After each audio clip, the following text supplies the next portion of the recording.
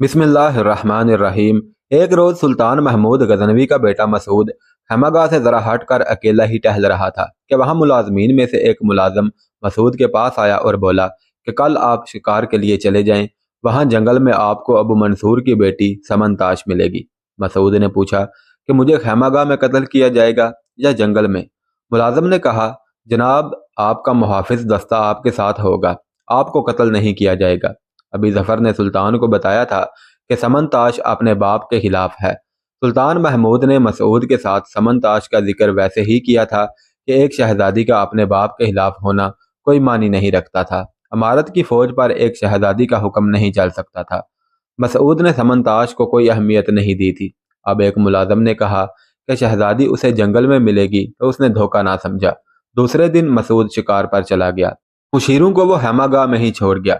5-6 मुहाफिजों का दस्ता अपने साथ लिया और उन्हें इर्द गिर्द इस तरह फैला दिया कि कोई उस पर हमला ना कर सके।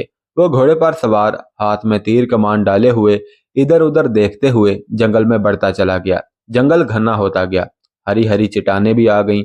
उसे अपने मुहाफिजों के घोड़े के चलने की आवाजें आ रही थी। एक जगह बहुत खुशनुमा थी।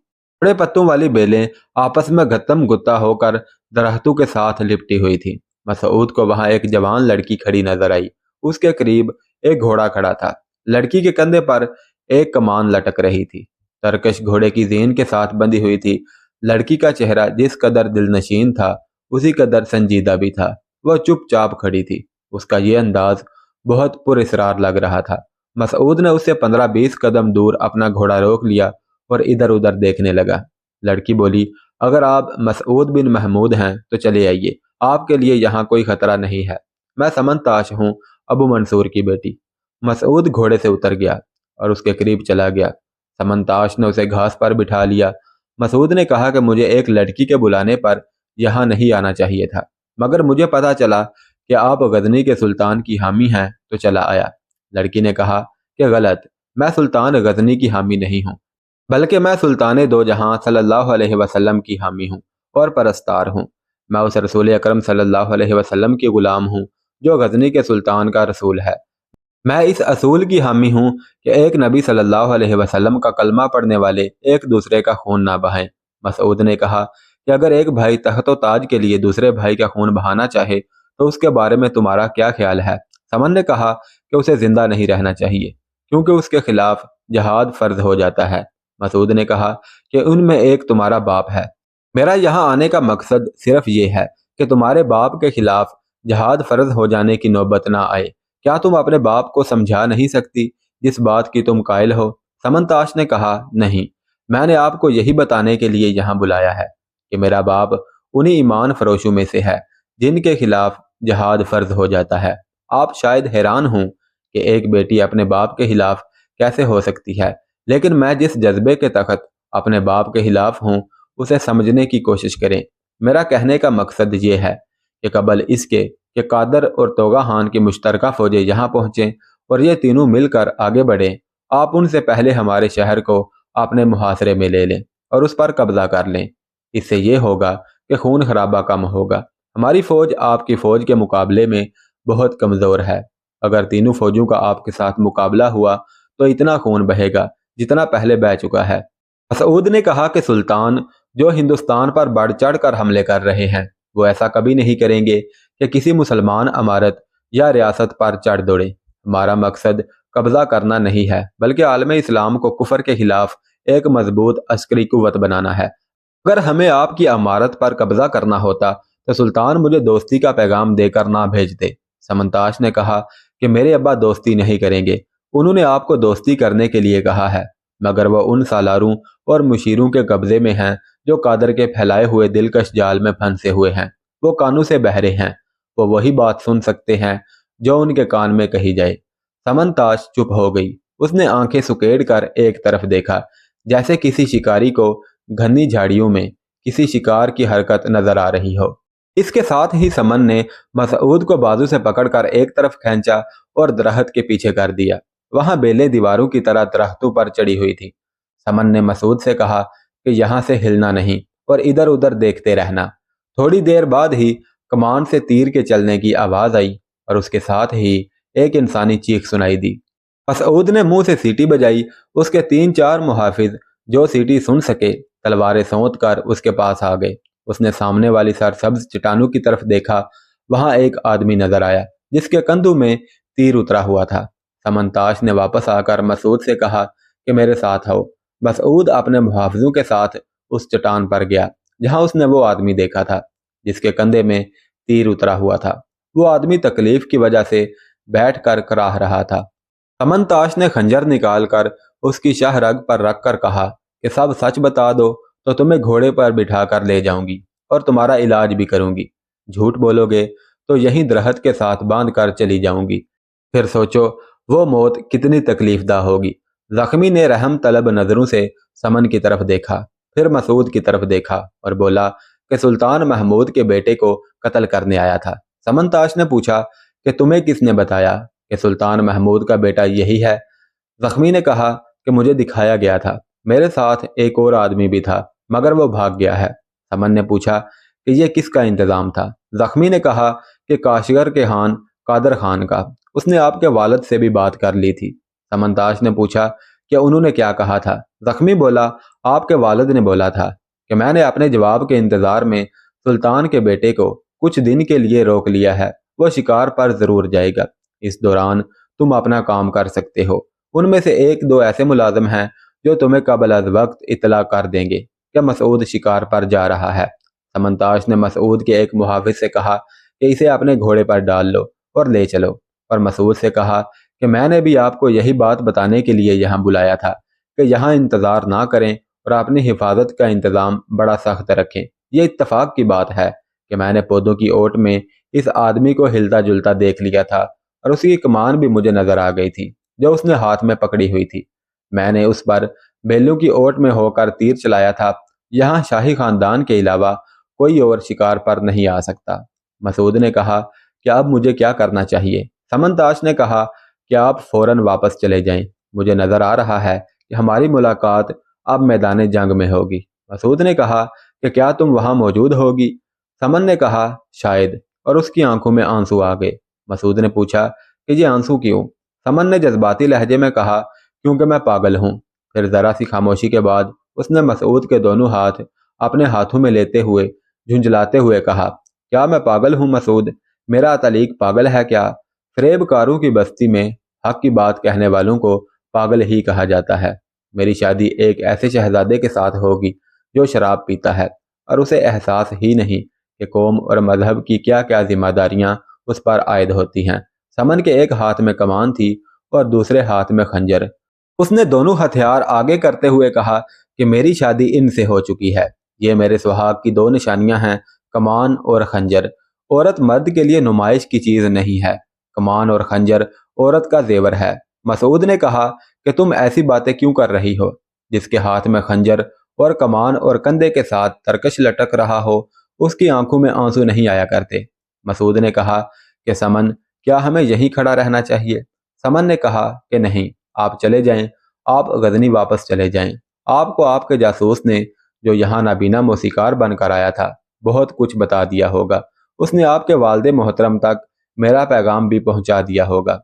सऊद ने कहा कि ये तुम उसी से पूछ लो। उसने अपने एक मुहाफिज से कहा कि अभी जफर को बुलाओ। एक घोड़सवार घोड़ा दौड़ाता हुआ चट्टान पर आ गया। वो भरे भरे चेहरे वाला तनुमंद जवान था। वो घोड़े से उतर कर मसूद के पास आ गया, उसकी चाल से जैसे चट्टान हिल रही हो। मसूद ने समन की तरफ इशारा करते हुए कहा, इन्हें पहचानते हो जफर? अभी जफर समनताज की तरफ देखकर मुस्कुरा दिया। जवाबन समनताज भी मुस्कुरा दी। समनताज ने अभी जफर से कहा कि मैंने तुम्हें बड़ी मुश्किल से पहचाना है। क्या तुमने मेरा पैगाम सुल्तान तक पहुंचा दिया था? याद रहे, अबू जफर वही अंधा मौसीकार था जो समन के महल में रहकर जासूसी करता था। जफर ने कहा कि लफज बा लफज पैगाम पहुंचा दिया था। मसूद ने अभी जफर के मुतालिक समन को बताया कि यह हमारा बड़ा ही कामयाब जासूस है। यह मुहाफिज दस्ते का आदमी नहीं बल्कि मैं इसे रास्ते की रहनुमाई के लिए साथ लेकर आया हूँ। समन ने कहा कि मैं अब जा रही हूँ, पता नहीं अब मुलाकात होगी भी या नहीं। आपको दोस्ती का जवाब मिल गया है, लिहाजा बेहतर है कि आप आज ही यहाँ से वापस रवाना हो जाएं।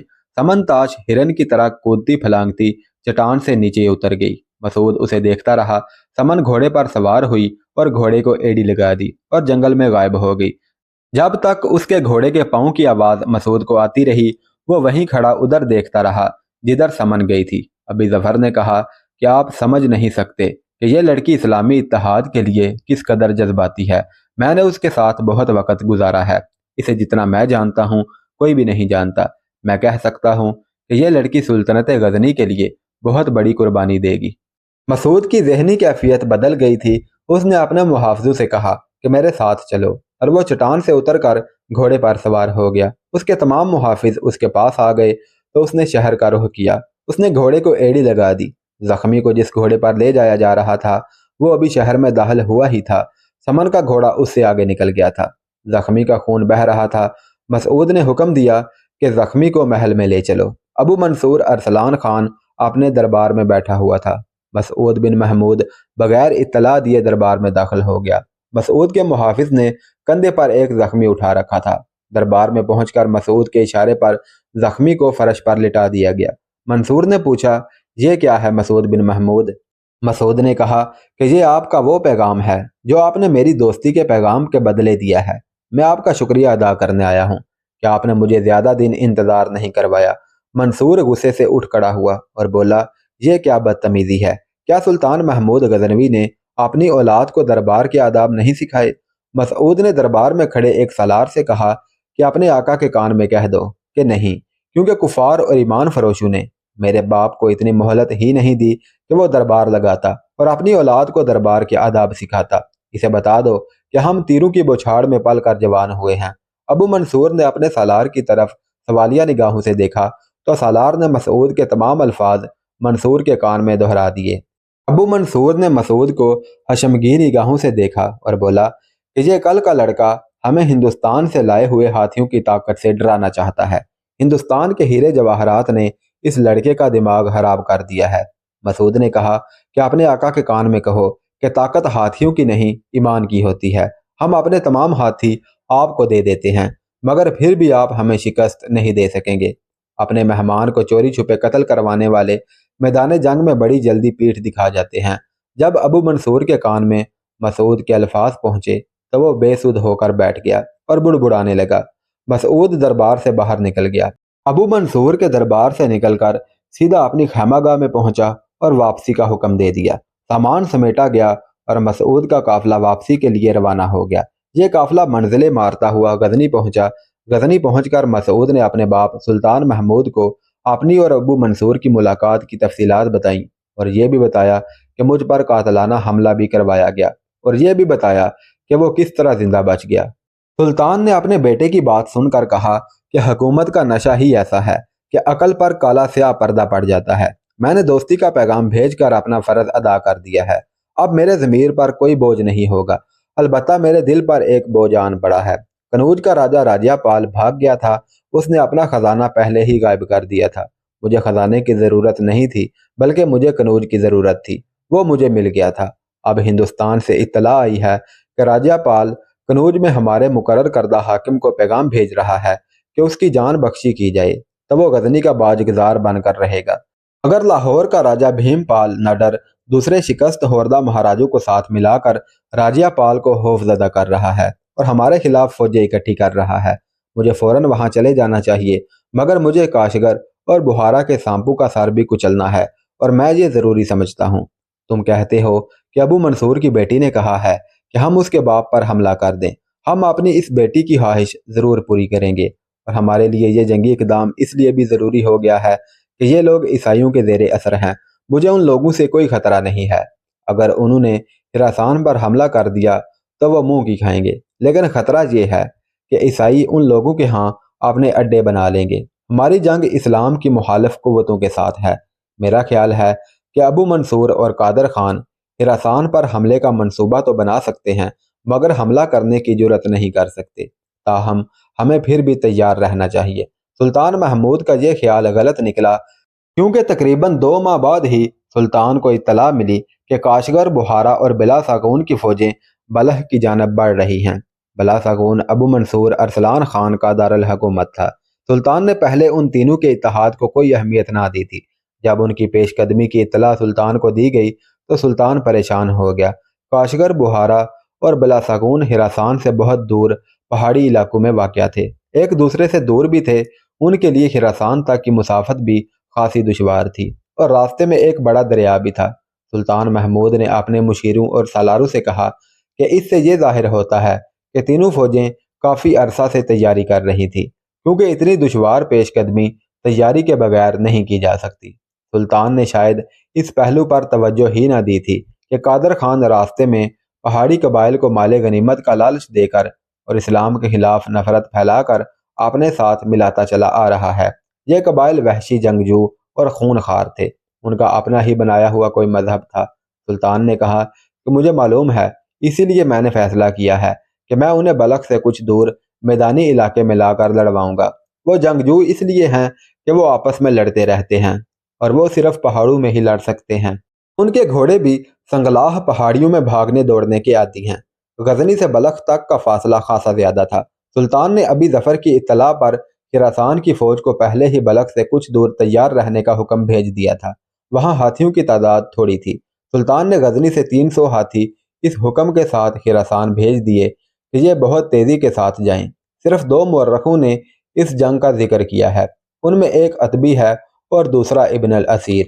ان دونوں نے لکھا ہے کہ اس لڑائی میں سلطان محمود اپنی جنگی طاقت کی نمائش پر زیادہ توجہ دے رہا تھا تاکہ اس کے دشمن اور پہاڑی قبائل مرعوب ہو جائیں اور آئندہ سر اٹھانے کی جرأت نہ کر سکیں۔ قادر، توغا اور منصور کی مشترکہ فوجیں تیزی سے بڑھتی چلی آ رہی تھی۔ ان کے لیے رسد کی کمی نہیں تھی۔ پہاڑی قبائل ان کی بہت مدد کر رہے تھے۔ دونوں مورخ لکھتے ہیں کہ یہ قبائل سر پٹ دوڑتے گھوڑوں سے تیر اندازی کے ماہر تھے اور لڑائی میں بھی بھاگتے دوڑتے لڑا کرتے تھے۔ قادر خان اور دیگر کو ان کے اسی لڑنے کے فن پر بڑا ناز تھا۔ تینوں فوجوں کی اپنی نفری بھی بہت تھی۔ مورخین کے اندازے کے مطابق سلطان محمود کی فوج بھی اتنی ہی تھی۔ اس کے پاس ہاتھی بھی تھے جو سلطان کے دشمنوں کے پاس نہیں تھے۔ اس کے علاوہ سلطان کے پاس تقریباً 400 رتھ بھی تھے جو اس نے ہندوستان کی شکست خوردہ فوجوں سے حاصل کیے تھے۔ وہ ان کے استعمال کا قائل تو نہ تھا، مگر قبائلیوں کے لیے ان کا استعمال ضروری سمجھا تھا۔ یہ ہلکی قسم کے رتھ تھے۔ ہر رتھ کے آگے ایک گھوڑا جتا ہوا تھا اور اس پر 2 آدمی سوار ہوتے تھے۔ ایک گھوڑے کو بھگاتا تھا جبکہ دوسرے کے پاس پھینکنے والی برچیاں اور تیر کمان ہوتے تھے۔ سلطان نے رتھوں کے 2 دستے تیار کر رکھے تھے اور اب سلطان نے دونوں دستوں کو بلخ پہنچنے کا حکم دے دیا تھا۔ مورخین اور اس دور کے جنگی مبصرین نے لکھا ہے کہ سلطان کی فوج ڈسپلن، ٹریننگ اور میدان جنگ کے ڈسپلن اور دستوں کے باہمی ملاپ کے لحاظ سے عمدہ فوج تھی۔ نہایت مشکل حالات میں بھی دستوں میں بھگدڑ اور انتشار پیدا نہیں ہوتا تھا۔ البتہ اس مارکے میں سلطان کو یہ بات پریشان کر رہی تھی کہ ہندوستان کے مارکوں میں اس کی نصف فوج شہید ہو گئی تھی۔ اس کی کمی کچھ حد تک سلطان نے ہندو دستوں سے پوری کر لی تھی جنہیں وہ جنگی قیدی بنا کر لایا تھا۔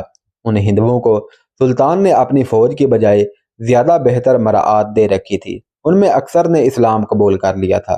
سلطان جب بلخ پہنچا تو اس نے بغیر آرام کیے دستوں کی تقسیم کا کام شروع کر دیا، مگر اس سے یہ ضروری کام پوری دل جمعی سے نہ ہو سکا، کیونکہ سلطان کو اطلاع ملی کہ دشمن ترمیز کے مقام پر سے دریائے اوکسس پار کر رہا ہے۔ یہ مقام بلخ سے تقریباً 50 میل دور تھا۔ سلطان کو سالاروں نے مشورہ دیا کہ دشمن کے دریا پار کرنے کے دوران ہی حملہ کر دیا جائے، مگر سلطان نے کہا کہ انہیں اطمینان سے دریا پار کرنے دو، اس کے بعد دریا ہمارا دوست ہوگا۔ سلطان کو یہ اطمینان ہو گیا کہ دشمن کا رخ بلخ کی طرف ہی تھا۔ سلطان محمود نے ہاتھیوں کو 2 حصوں میں تقسیم کر کے ایک حصہ بلخ سے دریا کی طرف 5-6 میل دائیں اور دوسرا 5-6 میل بائیں دریا کی طرف جانے کا حکم دے دیا۔